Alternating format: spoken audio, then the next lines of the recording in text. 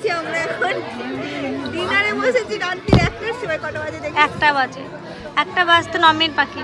1টা বাজতে 9 মিনিট বাকি। সবাই বসেছি, দিতে দিতে 1টা 10 হয়ে যাবে আর কি। 1টার সময় ডিনার করছি আজকে। আমরা আজকে এসেছিলাম কনেযাত্রীতে, তো মেনু কার্ডটা তো তোমাদেরকে দেখিয়ে দিলাম। তো এই যে প্লেট দিয়ে দিয়েছে, প্লেটটা বার করে নিচ্ছি। আর এখানে মাম্মামকে পিছন থেকে দেখো দেখিয়ে যাচ্ছে। আর মাম্মামের এত নজর লেগেছে কি বলবো, বাড়ি এসে এত শরীর খারাপ করেছে। আমি যখন ভয়েসটা দিচ্ছি মাম্মামের ভীষণ শরীর খারাপ করেছে।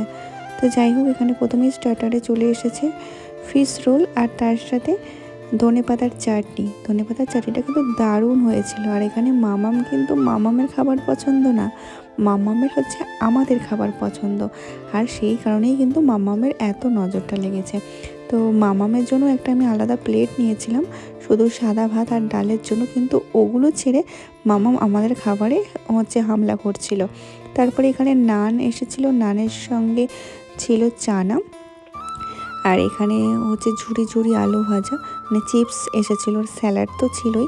স্যালাড তো আমি যখনই স্যালাড নিই 2বার করে চেয়ে নিই। তো আমি এখানে একটুখানি টেস্ট করে নিলাম নান পুরি। আর তারপরেই চলে আসলো সাদা ভাত, ভেজ ডালটা কিন্তু দারুণ ছিল।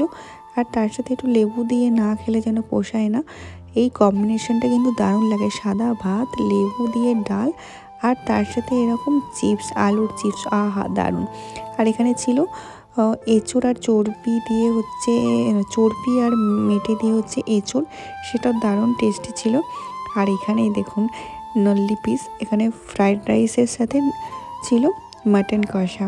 আর এই আমার পাতে কিন্তু 2 পিস একদম নল্লি পড়েছে, উফ কি বলবো। আর মাটনটা যা হয়েছিল না, এখনই আমি যে এডিটিং করছি এখনই যেন জিভে জল চলে আসছে।